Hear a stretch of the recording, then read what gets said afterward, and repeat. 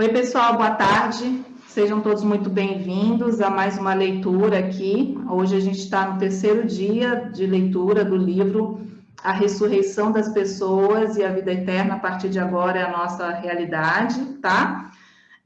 Para aqueles que estão acompanhando, sabem que hoje a gente vai estar finalizando a leitura da introdução, tá? Para aqueles que estão chegando agora, caíram de paraquedas neste vídeo, é um projeto que eu, Chuang, estou fazendo esse ano, tá? Para que as pessoas, né, que queiram ter acesso a um material completo traduzido no nosso idioma aqui em português, do Dr. Grabovoi, então pode ir acompanhando semanalmente os capítulos, tá? Eu não leio necessariamente um capítulo inteiro, né? Mas a gente está indo numa ordem, então, como o livro é bastante extenso, é um trabalho que a gente vai desenvolver dentro de 5 a 8 meses, talvez, tá? Dentro desse prazo, não estou com pressa, como eu passei, mas é importante que vocês acompanhem, tá? Hoje eu deixei já no grupo, aqui fechado, do Grabovoi, PRK Grabovoi Brasil, né? Link da leitura 1, 2, depois eu já deixo também o terceiro, então esse arquivo, ele fica na parte de arquivo, tá? Então, toda semana, o dia que vocês quiserem acessar, só para aqueles que têm mais dificuldade de encontrar, tá? Então, hoje a gente vai fazer a leitura finalizando a parte da introdução, e a partir da semana que vem, a gente já começa no capítulo 1, onde o Dr. Grabovoi passa já fatos concretos da ressurreição de pessoas. Então, são 4 casos, tá? Diferentes, assim, de ressurreição, tá? Então, a gente vai começar isso semana que vem, a gente está indo na ordem de escrita do Dr. Grabovoi. Como a gente ainda continua sem o dispositivo do PRK-11, não tem problema se também lerem materiais do Dr. Grabovoi sem o PRK, tá? Não diminui a intensidade da radiação, muito pelo contrário, porque é uma das tecnologias a gente estudar o material, né, e fazer a concentração. Agora, importante, como eu sempre friso, é vocês saberem as suas metas e objetivos, a sua tarefa, tá? Então, enquanto eu estiver lendo, foquem na sua tarefa, tá? Para que vocês consigam alcançar. A nível macro, vamos continuar trabalhando, tá? A nível macro para todos nesse momento, principalmente essa semana, senti muita energia de desânimo, de desilusão, perca de fé, tá? Perca da alegria de viver, senti muita essa energia. Então, vamos trabalhar, tá? Trazendo mais alegria, né? Trazendo foco de saúde para todos, em todos os níveis, tá? Cura, no sentido de cada um ter a sua expansão da consciência para encontrar sua cura interna, tá? Que a gente tem mecanismos, mas para isso precisamos exatamente saber como acessar essas informações, por isso que estamos aqui, tá? Por isso que a Chuang vem aqui toda semana, realmente se engaja nesse trabalho por conta de eu acreditar piamente na importância disso, tá? Da qualidade de trabalho que são os ensinamentos do Dr. Grabovoi em nossas vidas, tá bom?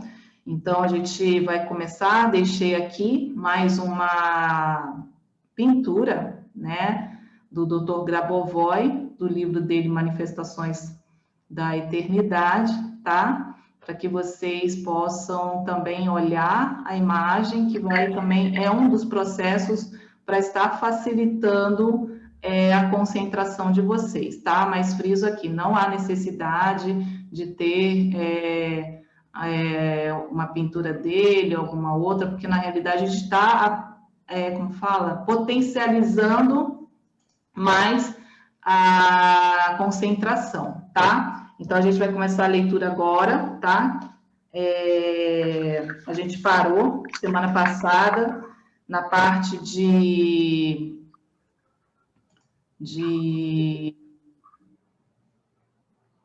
Deixa eu só mutar aqui as pessoas que estavam com som.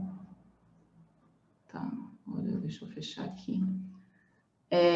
A gente terminou aqui, semana passada, né, no trecho que a gente poderia fazer o trabalho, né, pelo uso da clarividência, tá? Então, a gente vai dar continuidade. Peço para que, por gentileza, fechem os áudios, tá? Eu fechei aqui, tá? Porque agora a gente vai fazer a leitura, tá bom? Aí, no final, eu abro um pouquinho de tempo para alguma dúvida que tiver, tá? Mas o objetivo aqui realmente é a leitura, tá, pessoal? Porque não tem como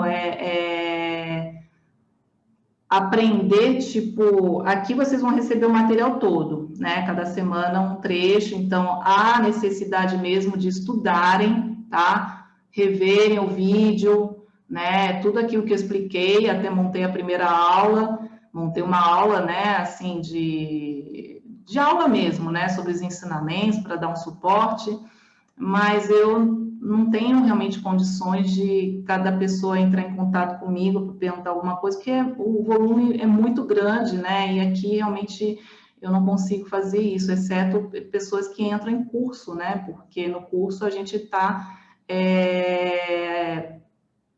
engajado, né, realmente a fazer com que o aluno ela aprenda aquelas tecnologias, tá? Mas aqui, como vocês vão receber o material na íntegra, quando tem intuições eu também passo aqui, tá bom? Então, o importante é vocês sempre estudarem o material oficial, sempre estudar o material na íntegra e, se possível, fazer cursos, tá? Com pessoas que vocês vejam que realmente estudam. Porque são mais de 600 obras, né? De livros são 400 livros já, do Dr. Grabovoi, mais 200 em vídeos, palestras, workshops, então é muito volume de material.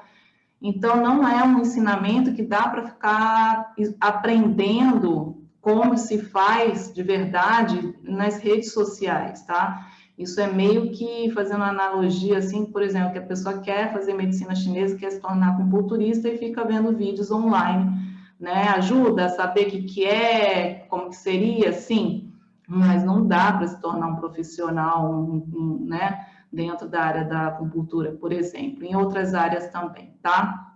Então, há necessidade, sim, de formação para aqueles que querem, mas pelo Dr. Grabovoi, para aqueles que nesse momento não conseguem fazer formação, digamos, não tem problema, mas é necessário estudar o livro na íntegra e fazer as práticas, tá? Isso é muito importante. Então, se não fizerem as práticas, também não adianta, né? Porque senão vocês só ouvem e não praticam, tá bom? Então, no finalzinho da leitura, eu abro para quem estiver na sala, se tiver alguma duvidazinha, mas também jogo rápido, tá? A gente vai começar a leitura aqui. A clarividência é um método universal de acessar as informações.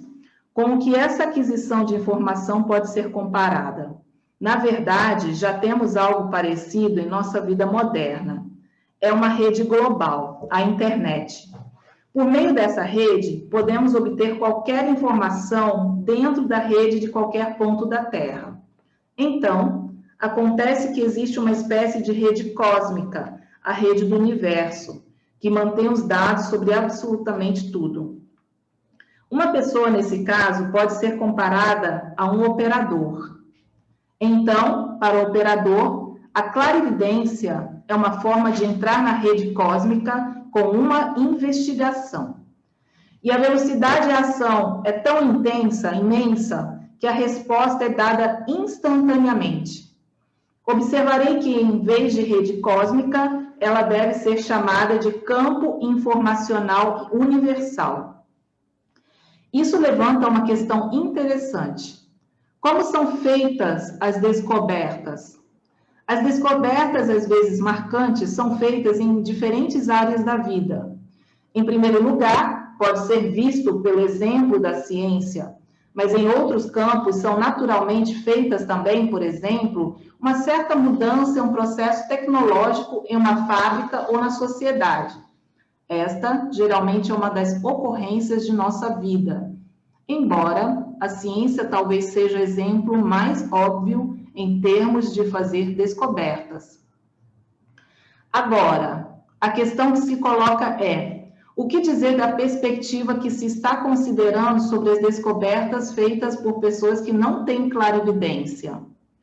Quando alguém tem uma ideia brilhante e faz uma descoberta, essa ideia, essa resposta à sua pesquisa vem, é claro, do momento banco de dados, do banco de dados da rede cósmica. E, em certo sentido, não é por acaso que essa resposta chega até ele, não por acaso no sentido de que muitas vezes é obtida como resultado de longos anos de pesquisa e trabalho árduo. Mas nunca se pode dizer quando a resposta virá e se ele virá. Portanto, deve-se admitir que esse avanço no banco de dados é, no entanto, infelizmente acidental, pois não é controlável, não é gerenciável. Podemos fazer essa comparação. Suponha que há duas pessoas que precisam de água.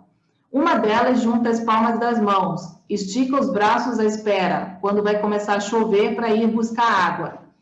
A outra sabe da existência de sistema de abastecimento de água. Além disso, ela sabe como usá-lo. É por isso que quando ela precisa de água, ela simplesmente vai até a torneira e abre. E ela enche um copo, um balde ou um tanque inteiro com água, conforme necessário. Portanto, é preciso conhecer e compreender o procedimento padrão de acesso às informações. O fato é que há muitas perguntas, mas muito poucas descobertas acidentais para as respostas. Se considerarmos, por exemplo, a questão já mencionada da finalidade do apêndice, até agora não houve tal avanço, como em inúmeros outros casos.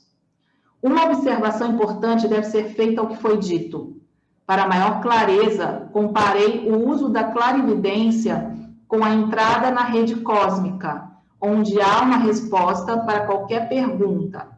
Essa comparação reflete mais a fachada do fenômeno, não reflete sua profundidade intrínseca, suas múltiplas versões, e por isso certos esclarecimentos precisam ser feitos. A saber, como já foi dito, é claro que é possível entrar na rede cósmica universal com uma investigação para acessar a informação. Mas isso pode ser feito de forma diferente. As informações podem ser retiradas diretamente do local onde está o transmissor, fornecendo as informações. Na verdade, isso é muito importante. A informação já existe no estado de quem faz a pergunta, ou seja, como conhecimento direto, quando a informação ainda não foi decodificada, ou seja, ainda não foi trazida para a percepção consciente da pessoa, já determina o seu comportamento.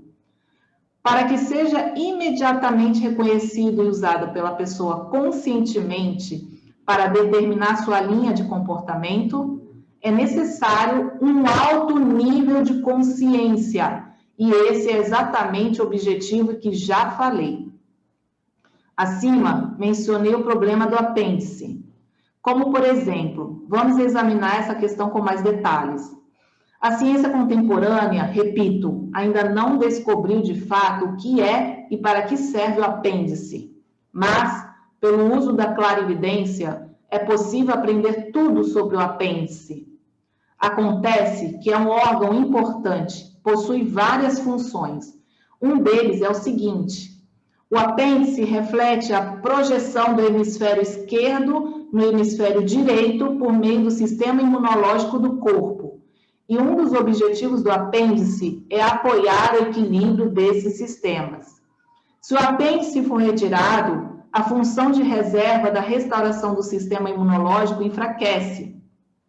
Nesse caso, para sua reabilitação, o sistema imunológico deve, em vez disso, refletir-se no hemisfério esquerdo ou direito, o que causa estresse no cérebro, levando a um aumento da pressão intracraniana e outras consequências indesejáveis. Portanto, agora vemos o apêndice sob uma luz completamente diferente. Na verdade, descobrimos isso pela primeira vez. Coisas incríveis também podem ser contadas sobre outros órgãos. Olhe só para a hipófise. No capítulo 4, falaremos sobre a nova medicina, a medicina do futuro e já do presente. Esta medicina é baseada na prática da ressurreição.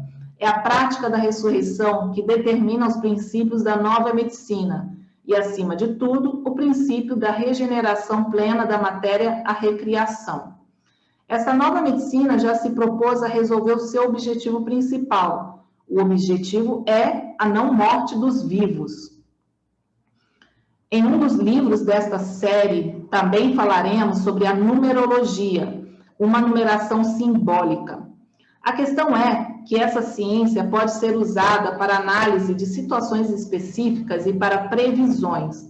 Por exemplo, quando eu, por meio da clarividência, dou minha conclusão sobre o status de manutenção de um avião com base no número da cauda, posso ver que os números estão ligados a defeitos específicos.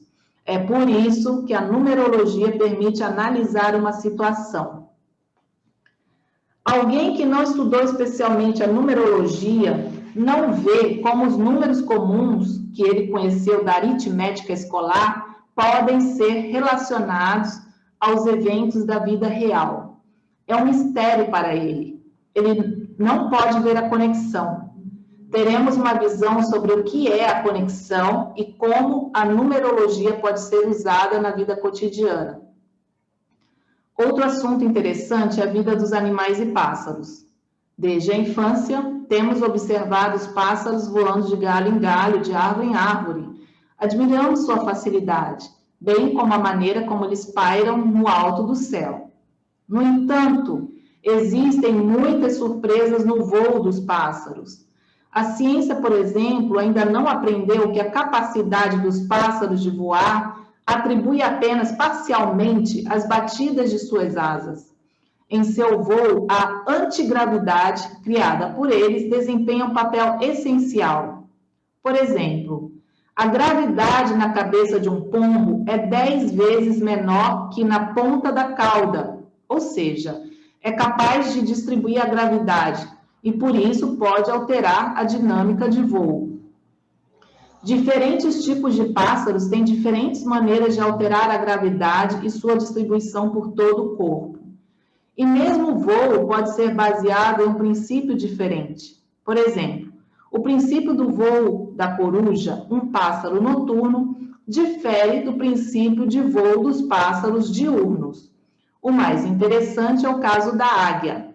Ela também tem a capacidade de criar antigravidade, mas, além disso, tem a capacidade de desmaterializar. Se observarmos uma águia quando ela faz um ataque, ela se parece com uma pequena bola voadora redonda. Pode-se pensar que ela se tornou tão pequena porque se encolheu muito. Devemos, entretanto, considerar o fato de que a águia é capaz de tornar seu corpo várias vezes maior ou menor. Então, não é encolhimento, embora o encolhimento, é claro, também esteja presente, mas a maior parte dessa redução do tamanho se deve à desmaterialização de algumas partes de seu corpo. A águia também é capaz de alterar sua forma corporal, dependendo da tarefa que enfrenta. Em termos de habilidades, apenas o falcão pode ser parcialmente comparado à águia. A águia também possui outras habilidades incríveis, das quais falaremos no livro apropriado. Não é por acaso que os povos primitivos de todo o mundo costumavam associar a águia ao Criador. Não é mera coincidência que a águia é vista nos brasões de vários estados. Podemos ver a águia no brasão da Rússia também. Nesse caso, é uma águia de 2 cabeças. A águia com 2 cabeças é uma indicação de um futuro estável e feliz. Nos próximos livros, também discutiremos fenômenos como levitação, materialização e desmaterialização, telepatia, telecinesia, teletransporte, etc. Esses fenômenos permaneceram enigma por muito tempo. Chegou a hora de desvendar esse quebra-cabeça. A humanidade, de fato, chegou a um período qualitativamente novo em seu desenvolvimento. Em pauta estão a não morte dos vivos e a ressurreição dos que partiram. E não é mais uma questão de teoria, mas de prática. Agora é, finalmente, uma realidade viva, a realidade viva da salvação real de todos. E observe que os fatos da ressurreição provam a capacidade da matéria de ser restaurada, regenerada, o que por sua vez traz evidências de impropriedade e falta de lógica de qualquer destruição. Em nossa era de acúmulo de armas de destruição em massa, a prática da ressurreição é um método de salvação. Mostra um desenvolvimento alternativo da civilização. O desenvolvimento de mecanismos de regeneração, de mecanismos de restauração, permitirá que se inicie a tarefa da criação sem destruição. O princípio da restauração, da regeneração, pode ser facilmente aplicado a toda a gama de atividades humanas. Também pode fornecer a base para o desenvolvimento do pensamento criativo das gerações vindouras. Com esta abordagem, quaisquer assim chamados ambientes agressivos podem ser transformados, e de uma forma transformada, eles agora podem agir como elemento do ambiente não agressivo do meio primário. Como resultado, uma estratégia de comportamento eficaz pode ser determinada, que torna possível evitar qualquer desastre ecológico e garantir um maior desenvolvimento sem qualquer dano ambiental. Pois deve-se ter em mente que a ressurreição é, de fato, o controle de todo o espaço externo. Uma maior harmonia com o meio ambiente pode ser garantida criando, por exemplo, materiais que não se desgastam, ou máquinas que, quando em operação, não requerem recursos adicionais substanciais. E tudo isso é absolutamente real. Tão real quanto a ressurreição. E tudo isso está em nossas mãos. E uma verdade muito simples para ser sempre lembrada. Um homem nasce para a alegria, a felicidade e para viver uma vida infinita, plena e produtiva. Então, vou descompartilhar aqui, tá? A leitura de hoje é esse trecho, finalizando aqui a parte do